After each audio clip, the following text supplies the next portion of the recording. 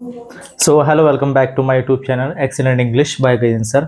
आप देख रहे हैं हमारा यूट्यूब चैनल और आज हम बात करेंगे ग्रामर के बारे में। जैसे कि हमने लास्ट वीडियो में आप लोगों को बताया था, हमने स्टार्ट किया था टेंस से। हमने बात की थी टेंस के बारे में कि टेंस जो है, tense of type, type of tense, tense कितने प्रकार के होते हैं, टेंस और टेंसेस में क्या डिफरेंट होता है। और साथ ही साथ हमने पहला सेंटेंस जो स्टार्ट किया था, हमने बात की थी प्रेजेंट के बारे में, प्रेजेंट टेंस के बारे में। तो हमने लास्ट वीडियो में बताया था आपको कि प्रेजेंट टेंस आपका दो टाइप का होता है। इट मींस मतलब उसमें क्या होता है, एक सिंपली प्रेजेंट होता है और एक प्रेजेंट इंडेफिनिट होता है। तो आज हम उसी प्रक्रिया को आगे बढ़ाते हुए आज हम बात करेंगे प्रेजेंट इंडेफिनिट के बारे में। किसके बारे में बात करेंगे? Present indefinite, present indefinite tense. ठीक है, तो आज हम बात करें प्रेजेंट इंडेफिनिट टेंस। ठीक है, प्रेजेंट इंडेफिनिट टेंस क्या होता है? ठीक है, तो प्रेजेंट इंडेफिनिट टेंस की अगर हम बात करें, प्रेजेंट इंडेफिनिट टेंस वह टेंस होता है जिसमें हिंदी वाक्यों में ता है, ती है, ते है आदि शब्द आते हैं। इसकी क्या पहचान होती है? इसकी पहचान होती है, पहचान है इसकी, जिन हिंदी वाक्यों में, जिन हिंदी वाक्यों के अंत में ता है, ती है, ते हैं आदि शब्द आते हैं, आदि शब्द आते हैं। क्लियर है? जिन हिंदी वाक्यों के अंत में ता है, ती है, ते हैं आदि शब्द आते हैं, ये हमारा क्या है? प्रेजेंट इंडेफिनिट टेंस कहलाता है। इट मींस जिन हिंदी वाक्यों के अंत में ता है, ती है, ते है आदि शब्द आते हैं वो हमारा प्रेजेंट होता है। जैसे कि पता है हमारा जो टेंस है, काल है, वो कितने होते हैं? तीन टाइप के होते हैं, प्रेजेंट, पास्ट एंड फ्यूचर। तो जब हम प्रेजेंट की बात करते हैं तो उसमें प्रेजेंट आता है। तो प्रेजेंट में सबसे पहला टेंस है हमारा प्रेजेंट इंडेफिनिट टेंस। और प्रेजेंट इंडेफिनिट टेंस की जो पहचान है, उसकी पहचान है जिन हिंदी वाक्यों के अंत में ता है, ती है आदि शब्द आते हैं। ठीक है, और इसमें क्या होता है? दूसरी बात है नंबर की। अगर हम बात करें, इंग्लिश में जो नंबर हैं, वचन है, तो वो हमारे दो होते हैं। कितने होते हैं? दो नंबर होते हैं, दो वचन होते हैं। एक होता है आपका एक वचन, दूसरा होता है आपका बहुवचन। एक वचन मतलब सिंगुलर और बहुवचन मतलब आपका प्लुरल। ठीक है, तो जैसे कि अगर हम बात करें सिंगुलर की, तो सिंगुलर के अंतर्गत आता है आपका ही, शी और इट। क्या आता है? ही, शी और इट, है ना। इनके साथ, इन ही, सी, इट कर्ताओं के साथ, कर्ताओं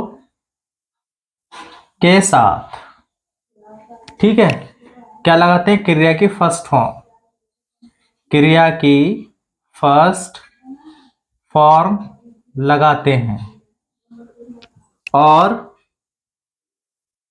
एस, एस का प्रयोग करते हैं। क्लियर है बात? एस या एस का प्रयोग करते हैं। ठीक है, इसमें फर्स्ट रूल में क्या है? ही, सी और it. He, she, it, it means मतलब एक वचन कर्ता के साथ हम क्या करते हैं? क्रिया की फर्स्ट फॉर्म लगाते हैं और एस या एस का प्रयोग करते हैं। वहीं दूसरी तरफ आपका दे, वी और यू।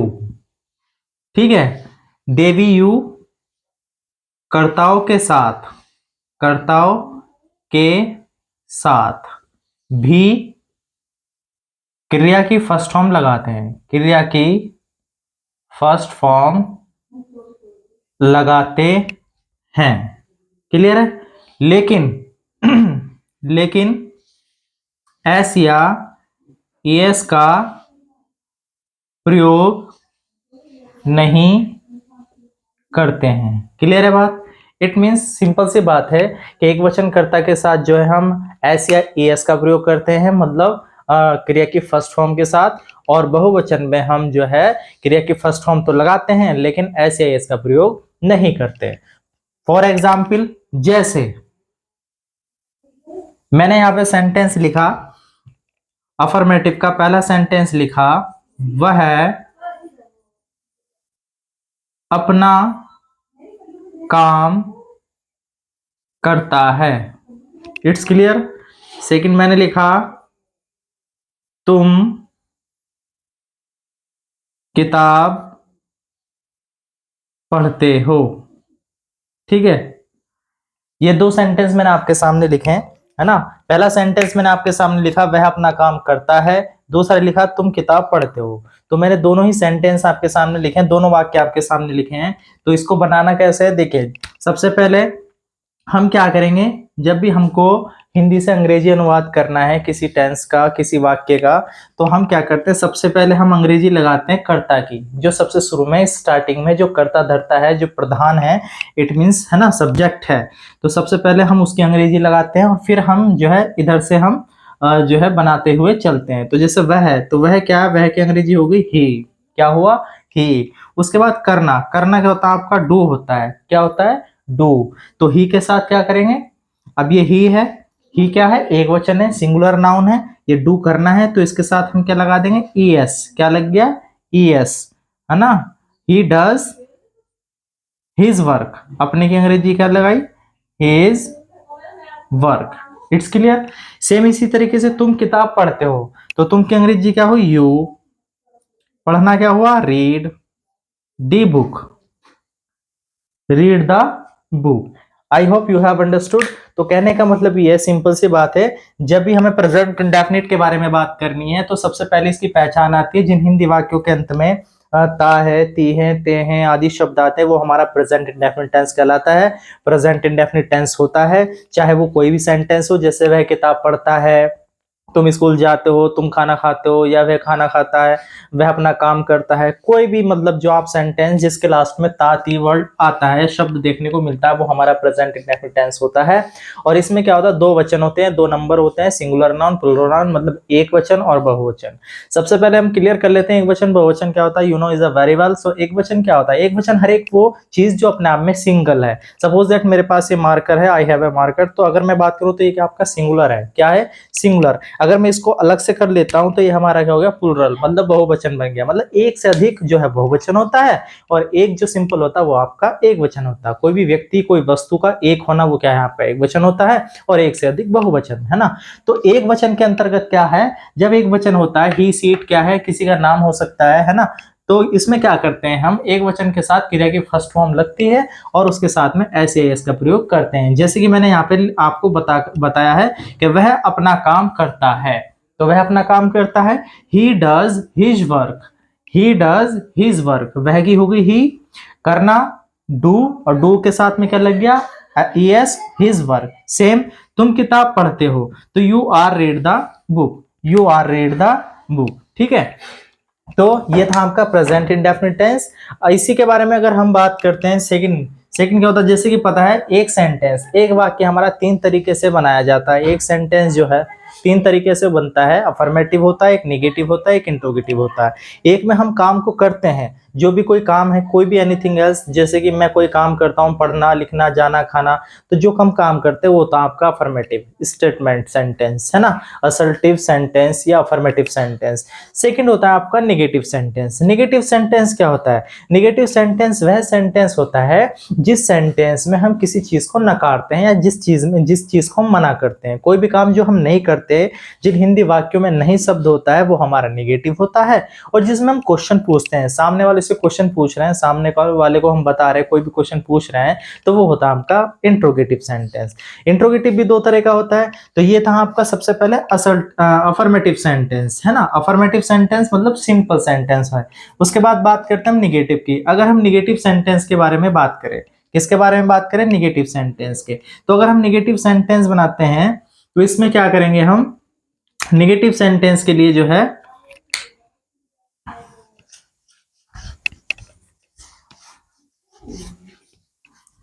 अब निगेटिव सेंटेंस क्या होता है, निगेटिव सेंटेंस में हम जो नहीं आता, जैसे कि मैंने बताया, तो उसमें हम क्या यूज करते हैं, डज नॉट और डू नॉट का प्रयोग करते हैं। प्रेजेंट इंडेफिनिट टेंस में नहीं के लिए हम डज नॉट डू नॉट लगाते हैं। अब ये डज नॉट डू नॉट कहाँ लगता है, एक वचन के साथ हम डज नॉट का प्रयोग करते हैं और बहुवचन के साथ हम डू नॉट का प्रयोग करते हैं। कैसे करते हैं देखिएगा। अब बात करते हैं हम निगेटिव सेंटेंस के बारे में। कौन सा sentence, negative sentence, negative sentence. Negative sentence को हम हिंदी में बोलते हैं नकारात्मक वाक्य। क्या बोलते हैं, नकारात्मक वाक्य। जैसे कि मैंने यहाँ पे पहला सेंटेंस लिखा, वह किताब नहीं पढ़ता है, क्लियर है। उसके बाद मैंने लिखा तुम अपना काम नहीं करते हो, दिख रहा ना, ठीक है। तो यहां पे तुम अपना काम नहीं करते हो, ये दो सेंटेंस होंगे, तो दोनों क्या है, ये आपके निगेटिव सेंटेंस है। अब निगेटिव कैसे, आपको दिख रहा होगा इन दोनों ही सेंटेंस में नहीं आ गया है। अब क्या आ गया है, नहीं। तो जिस भी हिंदी वाक्य में नहीं होता है, जिस भी हिंदी वाक्य में नहीं होता है, वो आपका निगेटिव सेंटेंस होता है, निगेटिव सेंटेंस कहलाता है, जिसे हम बोलते हैं नकारात्मक वाक्य।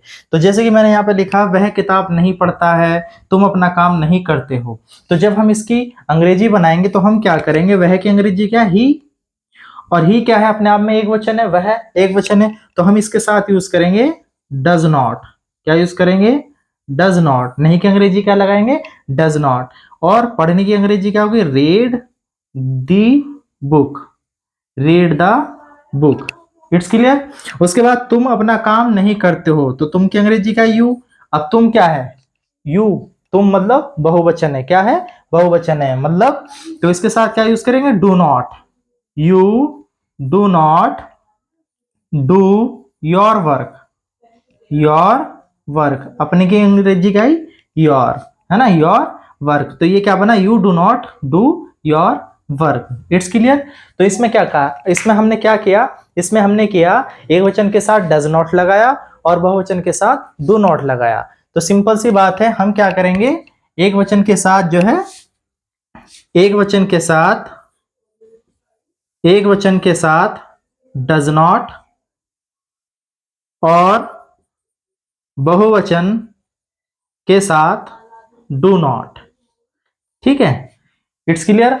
तो अभी हमने क्या, यहाँ पे दो सेंटेंस सीखे, दो स्टेप सीखे। एक तो हमने सीखा अफर्मेटिव सेंटेंस, दूसरा हमने सीखा निगेटिव सेंटेंस के अफर्मेटिव सेंटेंस कैसे बनाते हैं, निगेटिव सेंटेंस कैसे बनाते हैं। तो पहला मैंने बताया आपको अफर्मेटिव सेंटेंस और दूसरा बताया आपको निगेटिव सेंटेंस। सबसे पहले आज हमने बात की प्रेजेंट इंडेफिनिट टेंस के बारे में, उसकी पहचान के बारे में, उसके रूल के बारे में। तो हमने क्या किया, यहाँ पे देखा कि एक वचन के साथ, जैसे कि यहाँ पे है ही सी इट, कोई भी एक वचन है, सिंगुलर नाउन है, एक वचन क्या है, एक वचन, एक वचन कर्ता के साथ हम क्या करते हैं, क्रिया की फर्स्ट फॉर्म का प्रयोग करते हैं। क्रिया, क्रिया मतलब क्या, वर्ब, वर्ब की फर्स्ट फॉर्म का प्रयोग करते हैं और उसके साथ में एस या ईएस का प्रयोग करते हैं, ठीक है। उसके बाद आता है आपका बहुवचन। बहुवचन क्या, दे, वी, यू, ये भी करता है। इसके साथ भी हम क्या करते हैं, क्रिया की फर्स्ट फॉर्म लगाते हैं, वर्ब की फर्स्ट फॉर्म लगाते हैं, ठीक है। और इसके साथ एस या ईएस का प्रयोग नहीं करते हैं, ठीक है। तो सिंपल सी बात है, एक वचन के साथ एस या एस लगाएंगे और बहुवचन के साथ एस या एस नहीं लगाते, मतलब क्रिया की फर्स्ट फॉर्म लगाते हैं, वर्ब की फर्स्ट फॉर्म का प्रयोग करते हैं, ठीक है। फिर हमने बात करी थी अफर्मेटिव सेंटेंस के बारे में और फिर हमने बात करी निगेटिव सेंटेंस के बारे में। तो आप पे निगेटिव सेंटेंस, तो निगेटिव सेंटेंस में क्या यूज करेंगे, डज नॉट और डू नॉट का प्रयोग करेंगे। और सिंपल अगर सेंटेंस है तो उसमें क्या है, फर्स्ट फॉर्म का यूज करेंगे, वो भी एस या एस के साथ। एक वचन, एक वचन है तो एस या एस, और बहुवचन है तो ना एस ना ही एस, ठीक है। आई होप ये सेंटेंस था आपका प्रेजेंट इंडेफिनिट टेंस। इसके दो स्टेप आपके हो गए हैं। पहला स्टेप आपका अफर्मेटिव था, दूसरा आपका निगेटिव, और थर्ड इसका है इंट्रोगेटिव। कौन सा सेंटेंस है, इंट्रोगेटिव। जैसे कि मैंने स्टार्टिंग में बताया, आपके सेंटेंस तीन तरह के होते हैं, एक अफर्मेटिव होता है, एक निगेटिव होता है और एक इंट्रोगेटिव होता है। तो ये हो गया आपका निगेटिव सेंटेंस। कौन सा सेंटेंस है आपका, ये निगेटिव सेंटेंस है। अगर मैं बात करता हूं इंट्रोगेटिव सेंटेंस के बारे में, किसके बारे में, इंट्रोगेटिव सेंटेंस, ठीक। देखिए इंट्रोगेटिव सेंटेंस क्या होता है, इंट्रोगेटिव सेंटेंस वह सेंटेंस होता है जिसमें हम क्वेश्चन पुट अप करते हैं, सामने वाले से क्वेश्चन पूछते हैं। इसकी पहचान क्या होती है, जिनके शुरू में क्या लगा होता है वो आपका इंट्रोगेटिव होता है। जैसे कि दो सेंटेंस है, एक ऐसा है जिसके शुरू में क्या शब्द होता है, हिंदी में क्या होता है, और दूसरा जिसमें हिंदी में क्या नहीं होता, जबकि बीच में क्वेश्चन वर्ड होते हैं, जैसे कि कब, क्यों, कैसे, कहाँ। तो जैसे फॉर एग्जाम्पल मैंने बात करी, क्या तुम स्कूल जाते हो, क्या तुम स्कूल जाते हो, ये आपका हो गया। उसके बाद मैंने लिखा, क्या वह खाना बनाती है, क्या वह खाना बनाती है। ठीक है, उसके बाद ये तो हो गया आपका फर्स्ट स्टेप। सेकंड स्टेप क्या है आपका, मैंने यहां पे लिखा तुम क्यों स्कूल जाते हो, तुम क्यों स्कूल जाते हो। सेकंड मैंने लिखा वे कब क्रिकेट खेलते हैं, वे कब क्रिकेट खेलते हैं। क्लियर है। तो ये मैंने आपके सामने चार सेंटेंस लिए, दो आपके फर्स्ट वाले हैं, फर्स्ट इंट्रोगेटिव के हैं, और दो आपके सेकंड इंट्रोगेटिव के हैं। तो इसे हम समझेंगे। देखिए फर्स्ट इंट्रोगेटिव में आप क्या देख पा रहे हैं, फर्स्ट इंट्रोगेटिव में आपके शुरू में क्या शब्द है, क्या है हिंदी में, क्या है ना, और लास्ट में क्या लगा हुआ है, प्रश्नवाचक चिन्ह, जिसे हम बोलते हैं इंट्रोगेटिव मार्क बोलते हैं। तो तुम स्कूल जाते हो, तो अभी क्या है, क्या तुम स्कूल जाते हो, तो अभी ये क्या है, यू क्या है, यू आपका बहुवचन है। तो हम क्या करेंगे, यू के साथ शुरू में यू क्या क्या अंग्रेजी क्या लगाएंगे, डू, क्या लगाएंगे, डू, डू यू, जाने की अंग्रेजी का go to school. It's clear. हमने क्या किया, क्या के लिए हमने क्या यूज किया, डू यूज किया। अब ये डू कहां से आया, ये यू के द्वारा डू आया। सेम इसी तरीके से क्या वह खाना बनाती है, अब ये वह है, लड़की है, तो हमने क्या यूज करा, शी। तो सी क्या है, एक वचन है, तो इसलिए शुरू में क्या यूज करेंगे, डज। क्या यूज करा हमने, क्या के लिए, डज। तो ये क्या बना, डज शी, बनाना होता cook the food. It's clear. तो ये बना does she cook the food. तो इसमें सिंपल सी बात है, प्रेजेंट इंडेफिनिट में हम क्या करते हैं, क्या के लिए डज या डू का प्रयोग करते हैं। अगर एक वचन है तो आप डज लगाएंगे शुरू में स्टार्टिंग में, अगर बहुवचन है तो आप डू का यूज करेंगे, जैसे कि मैंने आपको यहाँ पे बताया है।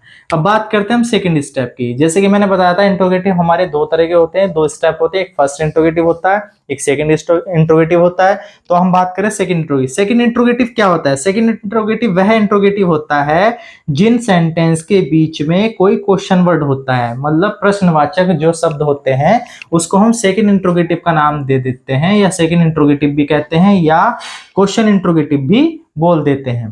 तो अभी क्या है, जो बीच में होते हैं, अभी क्या है, जब हम इसका हिंदी अनुवाद करेंगे तो जो बीच में दे रखा है, इन सेंटेंस, इन वाक्यों के बीच में जो कब क्यों कैसे दे रखा, तो इनकी अंग्रेजी हम सबसे पहले लगाते हैं। अब क्यों की अंग्रेजी क्या होगी, व्हाई। क्या हुआ, व्हाई।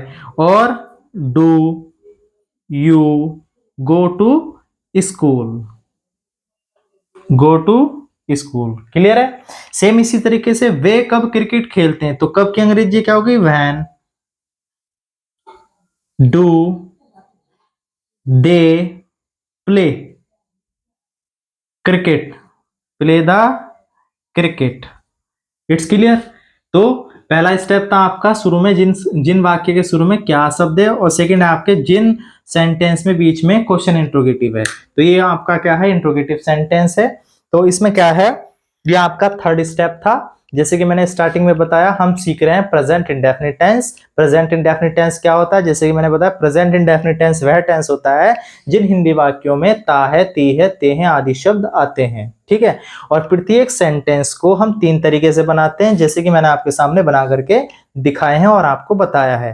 पहला सेंटेंस होता है आपका असर्टिव, सेकंड होता है आपका इंट्रोगेटिव, सॉरी निगेटिव, और थर्ड होता है आपका इंट्रोगेटिव। तो ये आपके सामने इंट्रोगेटिव सेंटेंस है। इस इंट्रोगेटिव सेंटेंस को जब भी हम बनाएंगे तो हम क्या करेंगे, क्या के लिए डू या डज का प्रयोग करेंगे प्रेजेंट इंडेफिनिट में। कौन से में, प्रेजेंट इंडेफिनिट में। ये कंडीशन जो है हर एक सेंटेंस के साथ में, हर एक टेंस के साथ में अलग अलग होगी। अगर हम नेक्स्ट सेंटेंस पढ़ेंगे, पास्ट इंडेफिनिट पढ़ेंगे, तो उसमें डिड का यूज करेंगे। सेम इसी तरीके से अगर हम फ्यूचर की बात करेंगे तो उसमें विल या शैल का प्रयोग करेंगे। तो वैसे यहाँ पे हम प्रेजेंट इंडेफिनिट में क्या की अंग्रेजी क्या लगा रहे हैं, डू या डज। ठीक है। एक वचन के साथ क्या है, डज, और बहुवचन के साथ क्या है, डू। It's clear. इसी तरीके से जब इंट्रोगेटिव की बात करेंगे तो जो भी क्वेश्चन वर्ड बीच में होगा तो उसकी अंग्रेजी हम सबसे पहले लगाते हैं। और इसी तरीके से बाकी सेम जो है, जैसे फर्स्ट स्टेप बनता है वैसे ही आपका सेकंड स्टेप बनता है। बस इसमें क्या चीज बढ़ जाती है, इसमें आपका क्वेश्चन वर्ड ज्यादा बढ़ जाते हैं। ठीक है। आई होप आज का ये सेंटेंस आपको पसंद आया होगा और समझ आया होगा। ये है आपका प्रेजेंट इंडेफिनिट टेंस, और हम फिर एक नई क्लास के साथ नेक्स्ट क्लास में हम सीखेंगे आपका प्रेजेंट कॉन्टिन्यूस टेंस। कौन सा टेंस सीखेंगे? Present continuous tense. तो ये था आपका प्रेजेंट इंडेफिनिट, और नेक्स्ट वीडियो में हम बात करेंगे प्रेजेंट कॉन्टिन्यूस टेंस के बारे में। ठीक है, आई होप ये वीडियो आपको पसंद आई होगी। Thanks for my video watching.